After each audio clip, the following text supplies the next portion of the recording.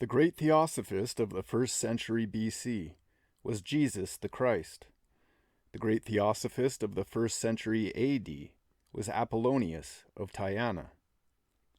The lives of these two men are marked by striking similarities and by equally striking differences.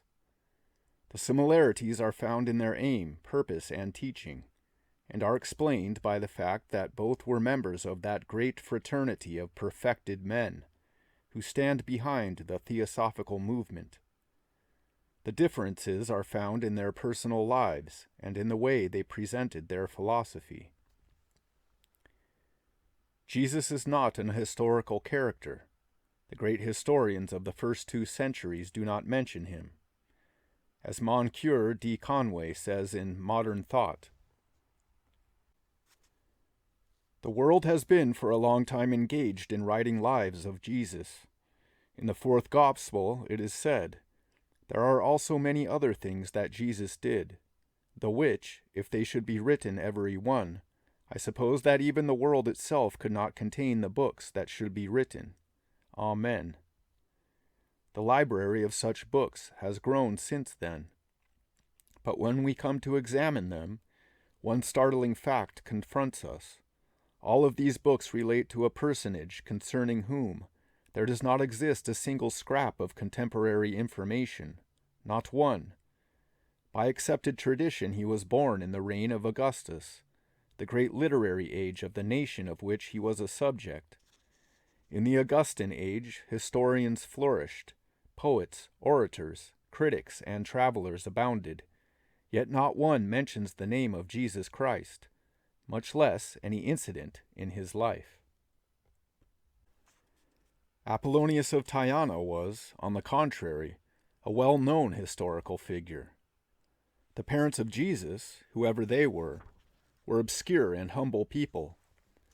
Apollonius belonged to a prominent and well-known family, whose ancestors had founded the city of Tyana, where he was born. The friends and disciples of Jesus were drawn from the poorer classes. Apollonius was the friend of kings and emperors. He was at one time the personal adviser of the Emperor Vespasian, and the great emperor-philosopher, Marcus Aurelius, admitted that he owed his philosophy to Apollonius. Quote, "From Apollonius I have learned freedom of will and understanding, steadiness of purpose, and to look to nothing else, not even for a moment, except to reason." Jesus was not one of the traveling adepts. There is no record of his having been in any country save his own native Judea and Egypt. Apollonius was the most famous traveler of his day. He visited every country in the then known world, with the exception of Britain, Germany, and China. He traveled extensively through Italy, Greece, Spain, Africa, Asia Minor, Persia, and India, teaching wherever he went. In Athens, Apollonius taught from the same porch which had once echoed to the wisdom of Socrates. He lectured on the island of Samos, where Pythagoras had conducted his school. He spoke in the grounds where Plato's academy had stood. He taught in the temple of Apollo in Delphi, above the entrance of which were engraved those immortal words, "Man, know thyself." He was teaching in Crete on the day of the great eruption of Vesuvius, when the cities of Pompeii and Herculaneum were destroyed. He taught in Italy, Spain, and northern Africa, which was then called Mauritania. He lived for a long time in the city of Alexandria, holding his classes in the temple of Serapis. He went up the Nile as far as Thebes and Karnak. He celebrated the festival of Neith in the city of Sais, where stands the ever-veiled statue of this goddess, with its inscription, "I am all that has been, and is, and shall be, and my veil no mortal has withdrawn." And all of these travels were carefully recorded and preserved. Jesus left nothing in writing. Apollonius was the author of a voluminous philosophical literature. All of his works were collected by the Emperor Hadrian. and preserved in his place at Antium. The records of Apollonius's life in Greece are so important that, were it not for the work of Apollonius and the books of Pausanias, we would have had no history of Greece between the year 52 BC and the 5th century AD. There is, unfortunately, no accurate record of Jesus' life. The one most commonly accepted is found in the 4 Gospels. But this record was not written by Jesus himself, nor by any of his immediate disciples.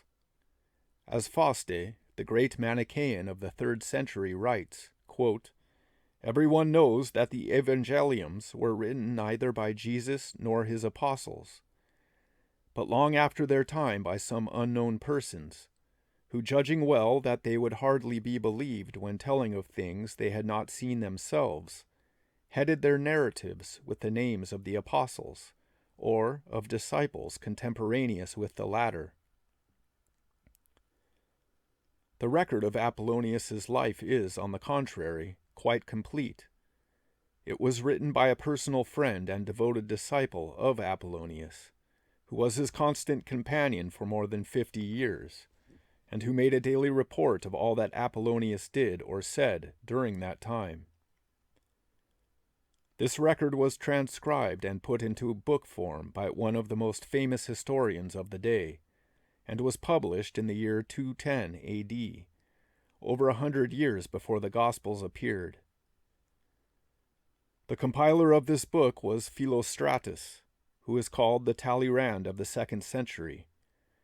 He was a famous scholar, the author of a large number of philosophical and historical books, and the close friend of the Emperor Severus and his wife Julia Domna. Severus was a Neoplatonist, and Julia Domna was one of the most famous women in history.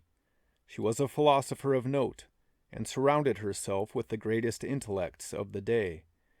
She also founded one of the great libraries of that age, which was subsequently cleared of its philosophical chaff by the Christian Emperor Justinian, and completely destroyed in the 6th century by Pope Gregory. The Emperor Severus and his wife were great admirers of Apollonius, and it was at the empress's request that Philostratus completed his life of Apollonius from the manuscripts which had been entrusted to her care. A copy of this work, written in Greek, may be found in the Library of Congress. No English translation appeared until the year 1809. In that year, the Reverend Edward Berwick, Vicar of Leixlip, Ireland, published his own translation with profuse apologies to the Christian world for the similarities, which all would notice, between the life of Jesus and that of Apollonius. The world today may be unaware of those similarities. The world of the 2nd and 3rd centuries was only too well aware of them. The church of that day was basing its claim of Jesus' divinity upon the miracles that he is said to have performed. But Apollonius was performing the same miracles before their very eyes, and at the same time refusing to call them miracles, claiming them to be but expression of natural law. One day Apollonius met a funeral procession bearing the body of a young girl who had just died. He stopped the procession with these words, "Set down the bier, and I will dry the tears being shed for this maid." In a few moments the maid arose and joined her friends. Apollonius was asked how such miracles were possible, and answered, "There is no death of anything save in appearance. That which passes over from essence to nature seems to be birth, and what passes over from nature to essence seems to be death. Nothing really is originated, and nothing ever perishes, but only now comes into sight and now vanishes. It appears by reason of the density of matter, and disappears by reason of the tenuity of essence. But it is always the same, differing only in motion and condition. The, quote, miracles performed by Apollonius caused great consternation in the young Christian church. Justin Martyr, the great church father of the 2nd century, pertinently asked, "How is it that the talisman of Apollonius have power over certain members of creation? For they prevent, as we see, the fury of the waves, the violence of the winds, and the attacks of wild beasts. And whilst our Lord's miracles are preserved by tradition alone, those of Apollonius are most numerous, and actually manifested in present facts, so as to lead astray all beholders." Ralston Skinner, author of The Source of Measures, believes that this similarity serves to explain why the life of Apollonius of Tyana by Philostratus has been so carefully kept back from translation and popular reading. He says that those who have studied this work in the original are forced to the conclusion that either the life of Apollonius has been taken from the New Testament, or the New Testament from Philostratus's work. As the New Testament did not appear until 100 years after the publication of Philostratus's book, the reader is left to draw his own conclusions. Philostratus probably knew the commotion his book would cause in the Christian world. Possibly he wrote it for that very reason, for he was a devoted admirer of Pythagoras, and as such must have taken pleasure in bringing into public notice the noble character of one who was a strict and zealous follower of the Pythagorean school. In defending the position of Apollonius, Philostratus says, "Some consider him as one of the Magi, because he conversed with the Magi of Babylon and the Brahmins of India, and the Gymnosophists of Egypt. But even his wisdom is reviled as being acquired by the magic art, so erroneous are the opinions formed of him. Whereas Empedocles and Pythagoras and Democritus, though they conversed with the same Magi, and advanced many paradoxical sentiments, have not fallen under the like imputation. Even Plato, who traveled in Egypt and blended with his doctrines many opinions collected there from the priests and prophets, incurred not such a suspicion, though envied above all men on account of his superior wisdom. Philostratus then must be admired as one of those who called for a restitution of borrowed robes, and the vindication of calumniated but glorious reputations. And in bringing certain parts of this old book, now long out of print, to the notice of theosophical students, the same object is kept in view. This book, like all others of a similar character, has both a literal and a symbolic meaning. If it is studied symbolically, it will be found to contain the whole of the Hermetic philosophy. Apollonius's journey to India represents the trials of a neophyte, and his conversations with the sages of Kashmir would, if properly interpreted, give the esoteric catechism. Many of the secret dogmas of Hermes are explained in symbolical language by the great adept Iarchus, and his words would disclose, if understood, some of the most important secrets of nature. Apollonius was born in the year 1 A.D. in the Greek town of Tyana in Cappadocia. He came of an ancient and aristocratic line, and was brought up in wealth and luxury. His birth, like that of most great teachers, was out of the ordinary. Quote, "Whilst his mother was of child with him, Proteus the Egyptian god appeared to her. The woman asked him what she should bring forth, to which he replied, 'Thou shalt bring forth me.' This you may suppose excited her curiosity to ask again who he was. And he said he was the Egyptian god, Proteus. When his mother neared the time of her delivery, she was told to go to a certain meadow and gather flowers. When she approached the meadow, a flock of swans formed a circle around her, singing and clapping their wings. At the moment of Apollonius's birth, a thunderbolt came out of the sky, arose to heaven, and disappeared in the blue. The child Apollonius possessed great intelligence. At the age of 14 he was sent to the city of Tarsus, then a place of great learning and culture. But Apollonius would not rest until he had gained his father's permission to leave Tarsus and go to Aegea, where he hoped to find a more congenial atmosphere and a greater opportunity for philosophical study. In Aegea, he soon contacted the disciples of the Pythagorean school, and at the age of 16 he adopted the Pythagorean discipline. From that time on, he ate no meat, drank no wine, wore clothes made entirely of plant fibers, and allowed his hair to grow long. There he entered the temple of Aesculapius, was initiated by the priests, and learned the art of healing as Jesus had learned it with the Therapeutai in Egypt.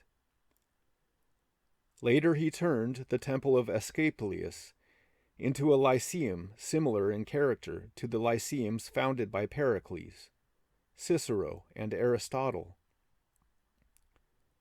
Finally he took a vow of silence, which lasted for 5 years, during which period he never uttered a word. At the end of his stay in Aegea, he went to Antioch, where he taught for many years. The platform of his work is described by one of his biographers, Daniel M. Treadwell. Quote, "He maintained that the only good was moral excellence, the only true satisfaction, independence of external circumstances, and consequently held that wealth was an obstacle to the development of virtue. The whole of his life was spent, the whole of his teachings are founded, on the idea that all men are called to receive and practice truth. He speaks and acts as a reformer everywhere. He had no narrow notions of nationality, no local clique to serve. He came to no chosen people, but to all mankind." All during those years his thoughts had been fixed on far-off India, where he had been told that those Mahatmas lived, who stood nearest to the source of wisdom. During his stay in Antioch he had acquired 7 disciples, but when he spoke of a journey to India, their enthusiasm waned, and so he finally set off on his journey, accompanied only by 2 scribes, one of whom could write rapidly, the other beautifully. When he reached the city of Ninus, a young man by the name of Damis attached himself to Apollonius, and accompanied him throughout all his subsequent wanderings. It was Damis who wrote the account of Apollonius's travels, which Philostratus compiled at the request of the Empress Julia Domna. After all their arrangements had been completed, the wanderers set out upon their long journey, which would carry them into new and strange places, and finally lead them into the presence of the masters. Their first resting place was the city of Babylon, where Apollonius met the Magi, and was initiated by them into the Chaldean mysteries. The king of Babylon became his friend, and furnished him with camels and a guide for his trip. It was early spring when Apollonius and Damis began their long journey. We can see them, mounted upon their camels, crossing the desert wastes of Arabia, finally reaching the rose-scented land of Persia, where Omar, 1,000 years later, begged that he might be buried, quote, "so that roses might blow over his tomb." They were received everywhere with enthusiasm, for their caravan was headed by a camel, wearing an ornament of gold, proclaiming to the world that friends of the king of Babylon were upon the road.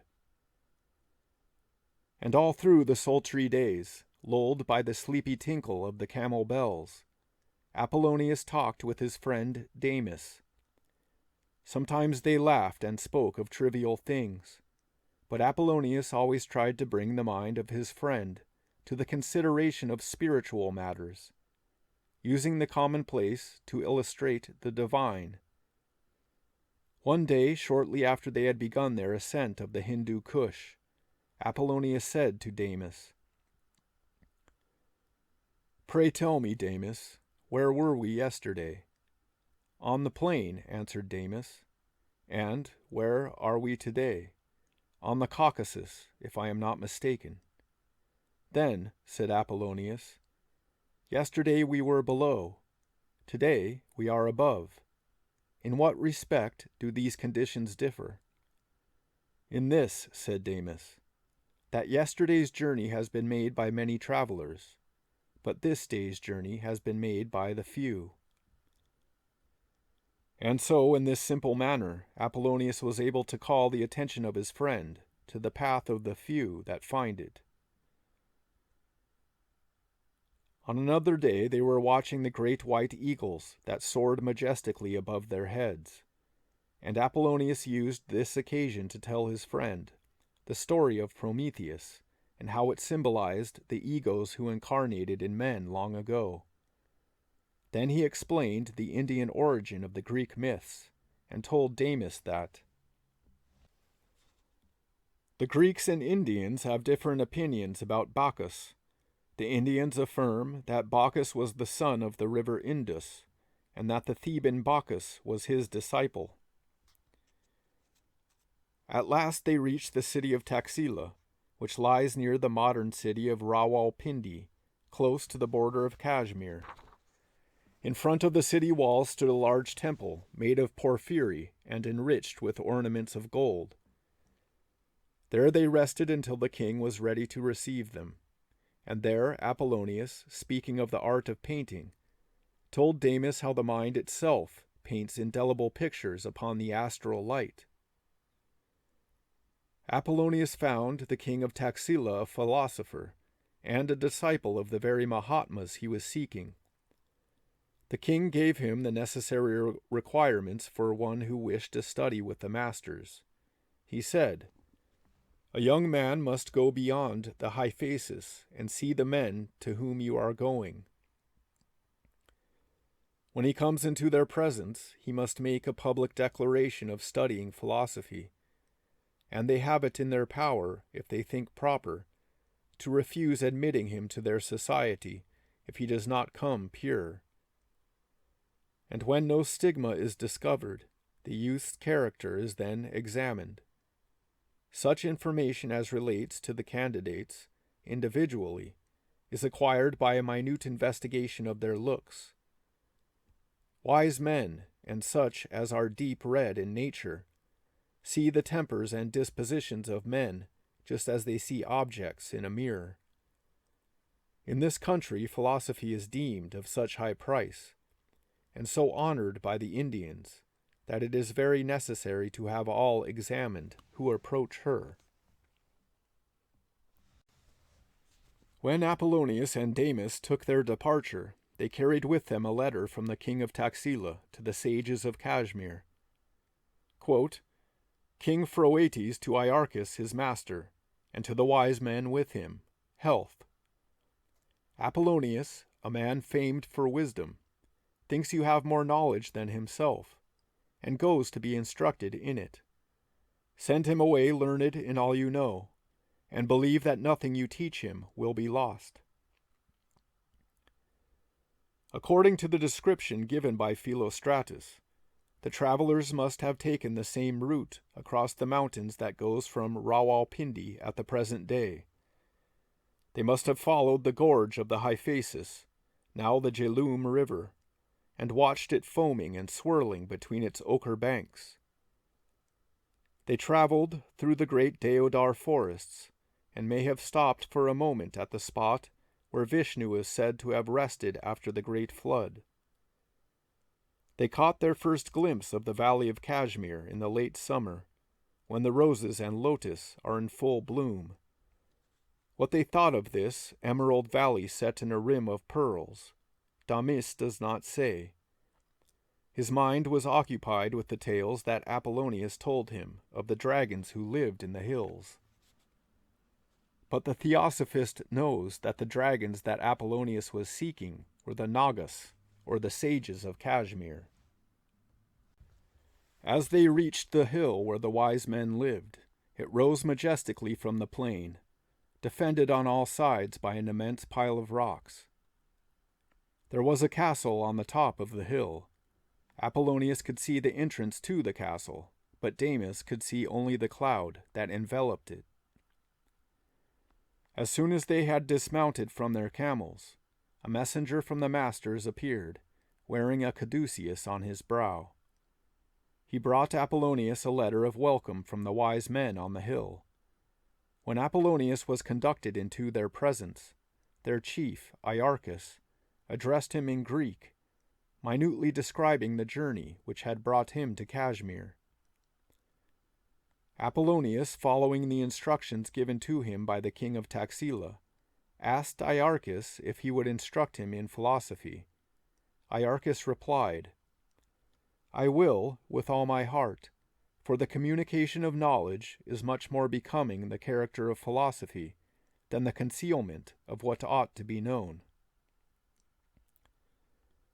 Then Iarchus begged Apollonius to propose whatever questions he pleased, "For you know you speak with men who know all things."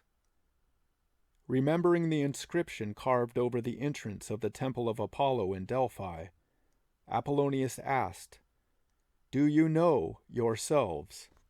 Iarchus answered, "We know all things, because we know ourselves.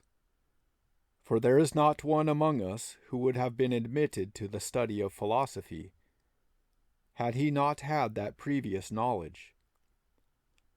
Apollonius then asked, "As what, then, do you consider yourselves?" "As gods," Iarchus replied. "And why gods?" said Apollonius. "Because we are good men," was the answer. This conversation led naturally to a discussion of the soul, and Apollonius inquired what their teaching was in regard to the soul. "The same," said Iarchus, "as was delivered to you by Pythagoras, and by us to the Egyptians."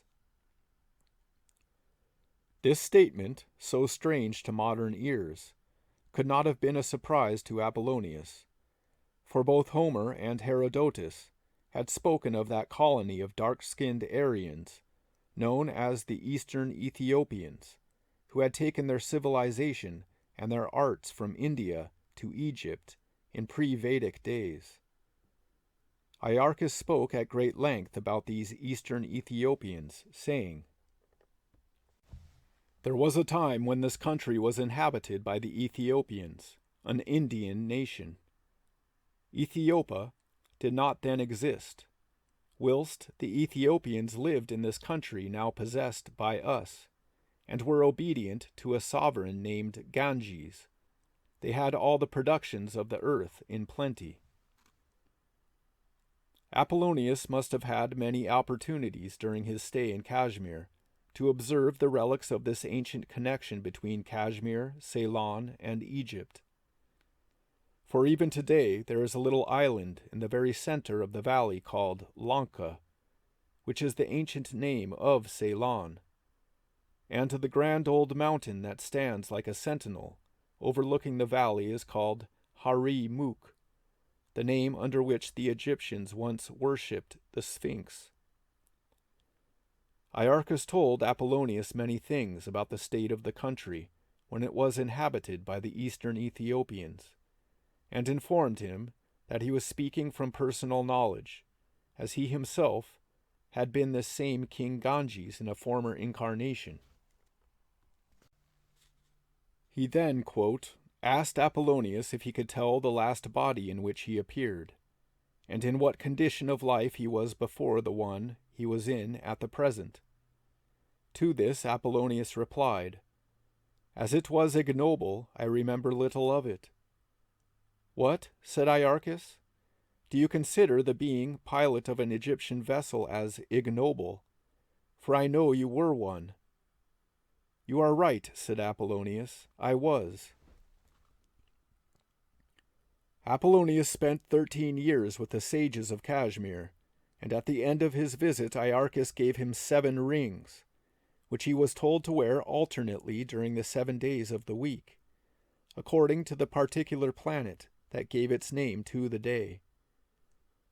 When he was ready to depart, Iarchus furnished him with camels, and at the end of 10 days he had reached the sea. From there he sent back a letter to Iarchus, which read, Apollonius to Iarchus and other sages, health.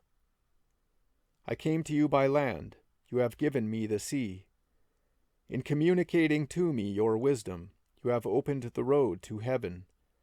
I will remember this among the Greeks. I will continue to enjoy your conversation as if still with you, if I have not drunk of the cup of Tantalus in vain. Farewell, excellent philosophers. That Apollonius did not, quote, drink of the cup of Tantalus in vain is witnessed by his later work. He brought the wisdom religion back to Europe and laid down lines of force which were continued by his successor, Ammonius Saccas. He established an esoteric school in Ephesus, and is said by some of his biographers to have died at the age of 100 years. By others it is claimed that he lived to the age of 130, and by still others that he did not die at all, but disappeared from view. In the very heart of the valley of Kashmir, there stands the little town of Srinagar, the home of Sri Naga, the Serpent King. The present town was founded 300 BC by the great Buddhist King Asoka, and was therefore in existence when Apollonius was in Kashmir. There is a tradition among the inhabitants of this town that a great adept came there from Europe in the 1st century, and that he died there. A few miles beyond the outskirts of Srinagar are found the magnificent ruins of an ancient temple of the sun. It stands upon a high plateau facing the east, its trefoil arches forming a graceful frame for the mighty panorama of the Himalayas beyond. So old is this temple that the 5 Pandu brothers of Mahabharata fame are said to have worshipped there. Everywhere appears the figure of the triangle superimposed upon the square, the ancient symbol of septenary man. Philostratus's description of the temple of the sun, where Apollonius worshipped closely, resembles this ancient Kashmiri temple of Martand. A 2 weeks' journey on mule back will take the traveler up the mountains into the little city of Ladakh in western Tibet. There he may have the good fortune to discover an ancient Buddhist monastery, perched like an eagle's nest on the overhanging crags. There the monks may tell him, as they have told other travelers, of certain manuscripts in their possession, which were left to them by the great European adept of the 1st century, when he passed through Ladakh. And on the other side of the Himalayas, in the sacred city of Lhasa, there are said to be other men who possess records of the adept who taught in Europe during the 1st century, and came back, quote, home when his work was done. Perhaps, after all, Apollonius did not die in Europe, but started out on a second journey to India, passing through all these places on his way home.